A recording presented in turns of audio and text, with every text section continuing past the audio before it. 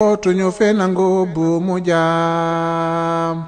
réew mi bañ naa dootuñu nangu kenn noot ñu réew mi bañ naa dee réew mi bañ naa déedéet dootuñu fi nangu bu mu jaam réew mi bañ naa dootuñu nangu kenn jaay nu réew mi bañ naa déet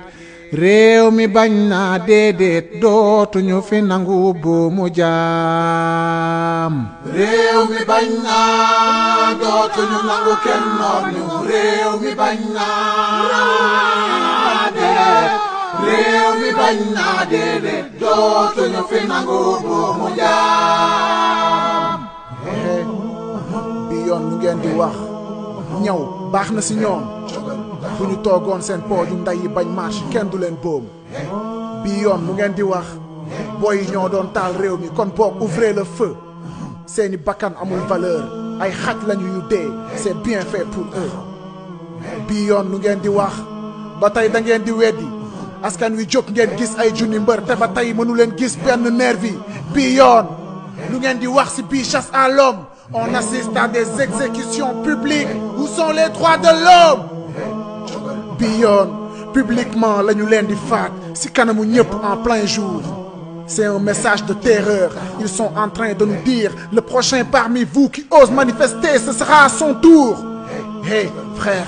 ils veulent qu'on voit tout ça c'est une mise en scène macabre et sanguinaire ils veulent qu'on voit tout le sang de nos frères pour qu'on arrête de réclamer justice et surtout qu'on arrête nos chants révolutionnaires hey mbokk ça du yaa ngi gis tiitaange ni muy yoote di raam si biir dënn yaa ngi gis ñu ngi lay préparer psychologiquement si jamonoy dictature yi nu nar a jëm alors qui terrorise qui les mots sont importants le mot terrorisme ne sort pas de leur discours par hasard tous les leaders d'opinion et les presses les plus libres sont sous leur radar pourquoi ceux qui sont assis sur notre pétrole parlent de terrorisme quand le peuple s'exprime et toi t'es dans leur camp, t'es avec eux, hein? T'es avec ceux qui nous oppriment. La balle est dans ton camp. Les armes sont dans leurs mains. Et les balles sont dans nos cœurs. Et les balles sont dans nos peurs. Et les balles sont dans nos pleurs. Mais nous, on a choisi de résister. Allez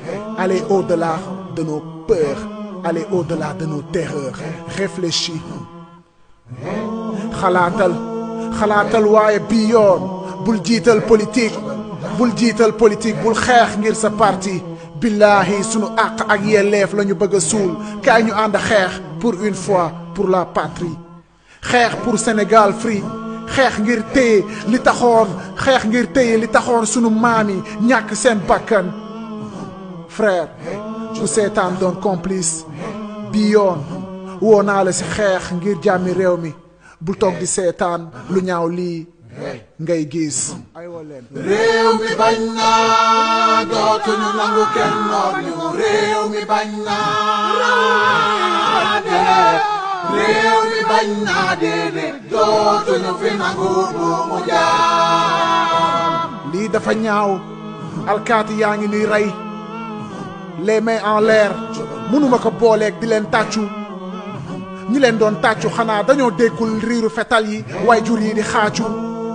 dañu doon marché rek di leen woo si yoonu jàmm ñoom ñu ni si ordre la ñuy dox sol tenue warul soppi nit robot am ngeen conscience def leen li mu leen jox dañu foogoon ni ñun ak yéen a far dañu foogoon ni ñun ngeen di aar moo taxoon ñu leen di tàccu waaye tàccu police bi taxul alkaati bàyyi dóor ku janoog ñoom di sànni xeer état bi sa néew ngay for bañ weex na waaye deret moo ko lal moytul reetaanu policier bu nguur gi armé jusqu'aux dents bul dof gardien de la paix bëggul sa jàmm yaram li mu bëgg mooy jàmm président dëgg la si biir police bi ñëpp yamunu ma bamtuwaat ko si biir police bi ñëpp yamunu waaye exception bi règle bi rek lay dëggal ndayu criminel yi mooy ki armé police jox ko ndigal ni ko mu tiire bal réel si dënn mbaa si bopp rey doomu jàmbur jéggi néewam dem te yoon du ko topp bàyyi nanu Sonko du ndam ba may jubilé loolu taxul woon may xeex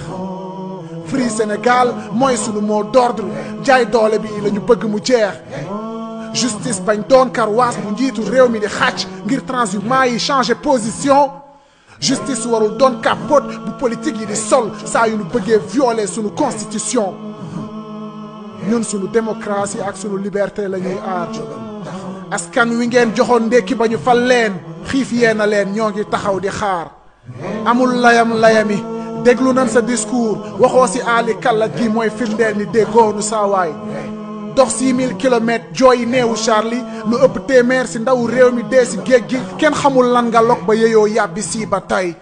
waxoo si nervi yi xaju xaraam yi ngeen di xontu di leen engraissé borom xel yu oyof yi gànnaayu ba diis di xoqatal sénégalais yi di leen agressé askan wi nee nañu xaju dee yooyu gis nañ leen te am na ñun si xàmme nañu ñaan yàlla jàmm si réew mi nee nañu beneen yoon bu réew mi tàkkee seen ay nervi lañu koy xambe